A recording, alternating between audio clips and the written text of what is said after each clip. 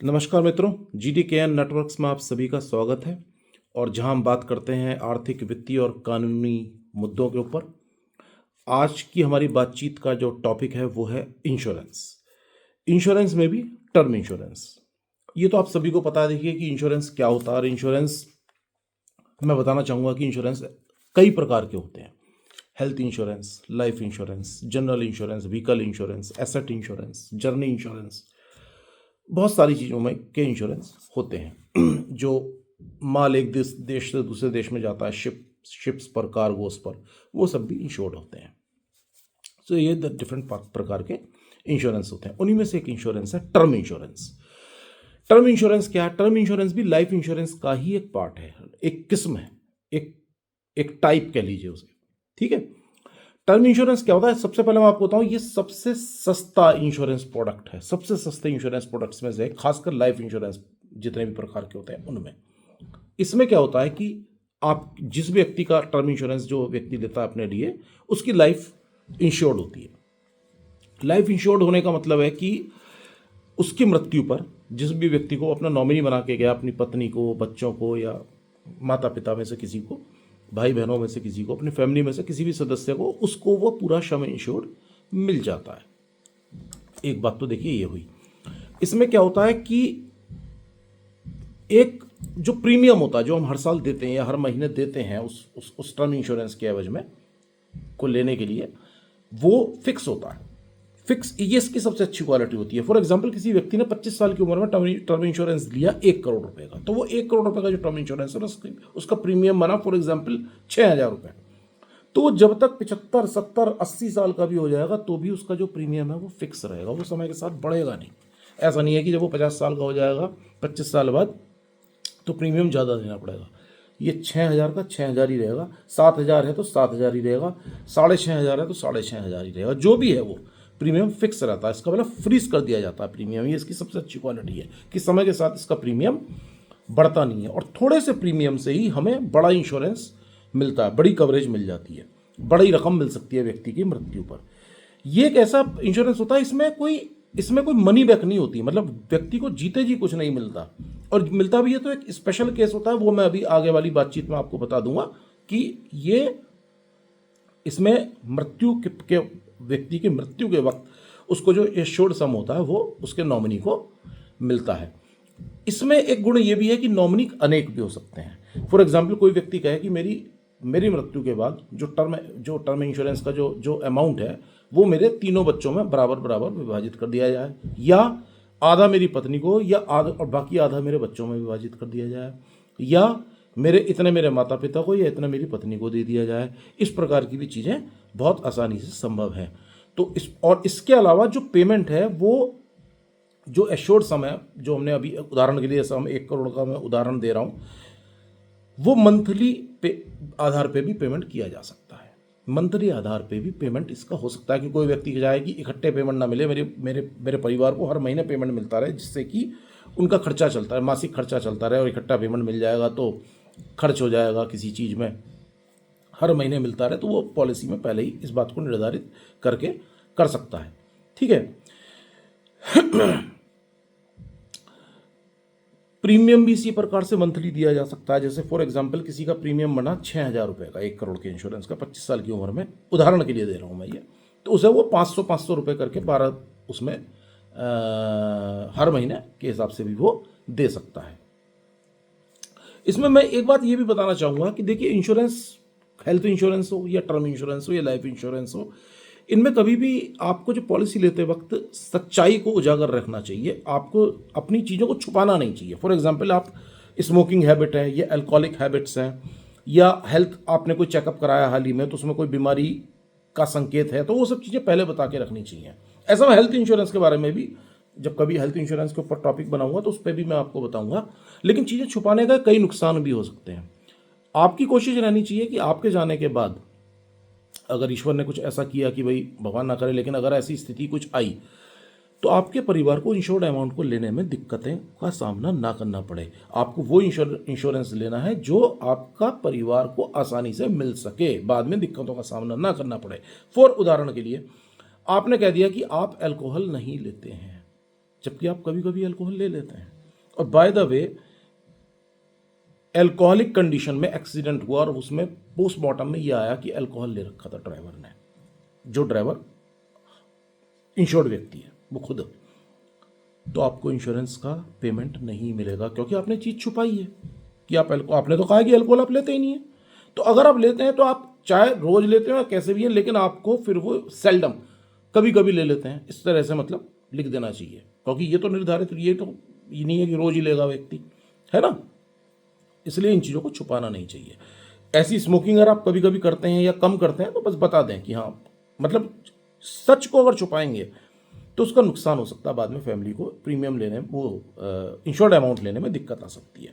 इससे हो सकता है थोड़ा सा प्रीमियम बढ़ जाए, लेकिन प्रीमियम भले ही बढ़ जाए, लेकिन सच मत छुपाइएगा। सच अगर छुपाएंगे तो उसका बहुत नुकसान आपको बाद में, आपके परिवार को हो सकता है।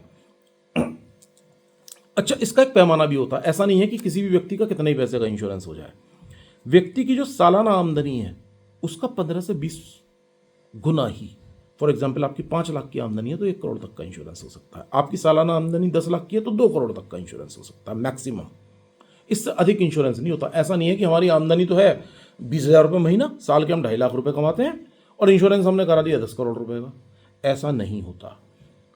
इनकम टैक्स का जो आपका वो है, जो रिटर्न है, उसका सर्टिफिकेट लगता है और उसमें यह इनकम सर्टिफिकेट लगता है और उसके अनुसार ही आपको किसी भी व्यक्ति को उसका टर्म इंश्योरेंस दिया जाता है।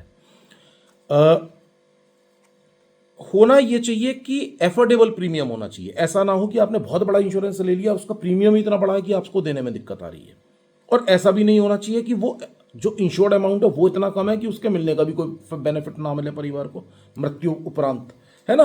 तो चीज़ों में बैलेंस्ड अप्रोच रहनी चाहिए। मतलब ऐसा हो जिसका हम प्रीमियम भी आसानी से दे सकें और उसका सम एश्योर्ड भी परिवार को आसानी से मिल सके, इतना हो कि उसका गुजारा भत्ता चल सके। आप पॉलिसी बाजार सर्च करें तो आपको बहुत सारे कंपनीज का कंपैरिजन हो सकता है इसमें। इसे मतलब एडवर्टाइजमेंट के रूप में मत लीजिएगा, मैं कंपनी का किसी का नाम नहीं ले रहा हूं, लेकिन उससे आपको यह पता चल जाएगा कि कौन सी कंपनी का जो इसके लिए सही इस्तेमाल किया जाता है, claim settlement ratio, CSR, claim settlement ratio, जिसका 98-99% से ज्यादा का है, हमेशा उस कंपनी को सेलेक्ट करना चाहिए। अगर किसी कंपनी का 97, 96, 95% है क्लेम सेटलमेंट रेशियो, इसका मतलब है कि 5% लोगों को इंश्योरेंस नहीं मिल रहा है ना। तो क्लेम सेटलमेंट रेशियो भी इंपॉर्टेंट होता है। तो किसी अच्छी रेपुटेड कंपनी जिसका क्लेम सेटलमेंट रेशियो 99% से अधिक हो, हमेशा उसी कंपनी से आपको अपना टर्म इंश्योरेंस प्लान लेना चाहिए। इसमें एक बात और भी है कि जितनी कम उम्र में आप शुरू कर दोगे टर्म इंश्योरेंस प्लान, उतना ही बेनिफिट है। रीजन कि उस समय आपका प्रीमियम कम होगा, और जो कि लाइफ टाइम वही रहना है, जैसे मैं पहले ही बता चुका हूं कि वो फ्रीज हो जाता है, इजंट इट, कि जब वो फ्रीज हो जाता है तो कम उम्र में अगर आप, फॉर एग्जांपल आपके बच्चे अभी 20-22 साल के हैं, आप उनके नाम का भी ले सकते हैं, उनके लिए, भविष्य के लिए। क्योंकि 30 साल की उम्र जब वो खरीदेंगे तो उस समय वो महंगा मिलेगा, 20 साल की उम्र कम मिलेगा, तो कम प्रीमियम देना पड़ेगा उन्हें पूरी लाइफ के लिए है। और अगर जितनी जल्दी ले व्यक्ति, कोई भी व्यक्ति, चाहे वो अपने लिए लें या अपने बच्चों के लिए लें, जिनका भी कराएं, लेकिन टर्म इंश्योरेंस प्लान हमेशा जल्दी से जल्दी करा लेना चाहिए। मिलेगा वो इनकम के आधार पर, इसलिए कोशिश करनी चाहिए। ब्रेड अर्नर्स, अर्थात जो अपने घर का खर्चा निकाल रहे हैं, उन लोगों को तो जरूर ही लेना चाहिए, क्योंकि एक मिनिमल अमाउंट के ऊपर लगभग 1 करोड़ का मानिए आप 6-7-8 हज़ार रुपये में मिल जाएगा 25-30 साल के व्यक्ति का टर्म इंश्योरेंस प्लान।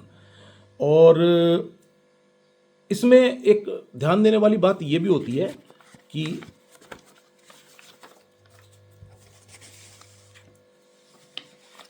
इसमें कुछ राइडर्स भी होते हैं। इन प्लान्स में आजकल राइडर्स भी आते हैं। राइडर्स ऐसे आते हैं जैसे कि critical illness rider. Critical illness rider ये होता है कि अगर व्यक्ति को, जैसे हेल्थ इंश्योरेंस होता है तो उसके इलाज की जितनी रकम होती है वो हेल्थ इंश्योरेंस कंपनी प्रोवाइड कराती है, परंतु इसके अंदर क्या होता है, क्रिटिकल इलनेस राइडर में क्या होता है, आपका प्रीमियम तो थोड़ा बढ़ जाता है, लेकिन जैसे ही आपको कोई क्रिटिकल इलनेस जिसमें 64-65 के लगभग बीमारियां कवर्ड होती हैं, हो जाती है अगर, तो आपको एक अपफ्रंट अमाउंट मिलता है, एक बड़ा अमाउंट, सिर्फ उस बीमारी के डिटेक्ट होने का। हेल्थ इंश्योरेंस एक अलग है, उसके आपके इलाज में जो पैसा लगे वो हेल्थ इंश्योरेंस कंपनी देगी, या इसी कंपनी की आपने हेल्थ इंश्योरेंस पॉलिसी ले रखी है, वो उसके तत्वाधान के अंतर्गत आता है। लेकिन एक अपफ्रंट अमाउंट आपको इसलिए मिल जाए क्योंकि एक व्यक्ति एक गंभीर बीमारी का सामना कर रहा है, तो क्रिटिकल इलनेस राइडर इसे कहते हैं। ये भी आजकल का इसमें एक जो टर्म इंश्योरेंस पॉलिसी है उसमें आजकल मिल रहा है। और दूसरा होता है accident cover rider. Accident cover rider एक कि अगर व्यक्ति की मृत्यु, एक तो होती है नेचुरल मृत्यु या किसी बीमारी से मृत्यु, एक होती है एक्सीडेंट कवर। एक्सीडेंट में मृत्यु होने पर वो 1.5 गुना हो जाता है उसका जो इंश्योर्ड अमाउंट है, या दुगना हो जाता है, तो उसके अनुसार उसका थोड़ा सा प्रीमियम बढ़ जाता है। लेकिन वो एक्सीडेंट कवर राइडर ये भी एक अच्छी इसमें इसकी नीति में शामिल है। मतलब आप ले सकते हैं, जरूरी नहीं है ये चीज़ ली जाए, लेकिन लिया जा सकता है, ये एक अच्छी चीज़ है। परमानेंट डिसेबिलिटी राइडर होता है कि एक्सीडेंट हुआ और व्यक्ति परमानेंट डिसेबल हो गया, या किसी और गंभीर बीमारी की वजह से परमानेंट डिसेबल हो गया, तो भी उसे एक अपफ्रंट अमाउंट मिल जाएगा ज़्यादा। वो जीवित है लेकिन फिर भी उसे मिल जाएगा, सिर्फ इसलिए कि वो एक गंभीर परमानेंट डिसेबिलिटी का शिकार हो गया है ना। इसमें एक सुविधा आजकल ये भी आ रही है, जो कि मैंने अभी पहले कहा था कि इसमें हर साल आप या हर महीने के हिसाब से पेमेंट करते हैं, और फिर डेथ के उपरांत ही आपके नॉमिनी को वो पैसा दिया जाएगा। लेकिन आजकल इसमें एक एडिशनल पॉइंट जुड़ा गया है कि व्यक्ति 60 साल का हो गया, समझो 30-35 साल की उम्र में लिया था टर्म इंश्योरेंस प्लान, वो 60 साल का हो गया, तो 60 साल की उम्र में 60 साल की उम्र के बाद उसने कहा भाई जितना मैंने प्रीमियम दिया है वो मुझे वापस मिल जाए, एज के हिसाब से हर साल वापस मिल जाए। टर्म इंश्योरेंस अपनी जगह बरकरार है, लेकिन क्योंकि वो पॉलिसी को इंश्योरेंस कंपनी ने भी कहीं उसे इन्वेस्ट किया होता है, तो इसलिए वो उसका एक हिस्सा उस व्यक्ति को 60 साल की उम्र के उपरांत देना शुरू कर देती है। इसमें एक गुण ये भी है कि कोई भी लेडी उसको अपने हस्बैंड की इनकम का प्रूफ नहीं देना है अगर वो अपने लिए टर्म इंश्योरेंस प्लान लेती है। फॉर एग्जांपल वो तलाकशुदा है, वो सेपरेटेड है, वो विडो है, तो मतलब हस्बैंड की इनकम का प्रूफ उसे किसी भी महिला को देने की जरूरत नहीं है अपने लिए टर्म इंश्योरेंस प्लान अपना टर्म इंश्योरेंस प्लान खरीदने के लिए। इसकी जो कवरेज है वो 85 साल की उम्र तक होती है। 85 साल, सोच के देखिए आप, किसी व्यक्ति ने 20, 22, 25 साल की उम्र में टर्म इंश्योरेंस प्लान लिया और वो कवर्ड है 85 साल की उम्र तक।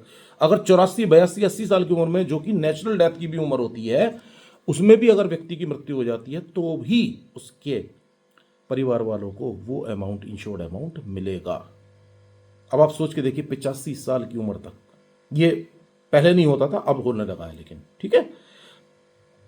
और इसमें क्या होता है कि मेडिकल चेकअप भी होता है व्यक्ति का, कंपनी खुद कराती है, और आजकल वीडियो MER से भी आप अपना मेडिकल सारा चेकअप करा सकते हैं, जिससे ये पता चल जाता है कि किसी व्यक्ति को पहले से कोई बीमारी तो नहीं है, मतलब उसकी जल्दी मृत्यु होने की संभावना तो नहीं है, तो उसके आधार पर प्रीमियम डिटेक्ट होता है। लेकिन अगर एक नॉर्मल स्वस्थ व्यक्ति है, जो कि नॉर्मली 20, 22, 25, 30 साल की उम्र तक व्यक्ति होता है, अगर वो तब तक ले लेगा तो उसका प्रीमियम बहुत कम होगा, वही उसको लाइफ टाइम देना है ना। अगर आप 40-45, जैसे मेरी उम्र है, अगर 40-45, 50 साल की उम्र में लेते हैं तो प्रीमियम बढ़ जाएगा।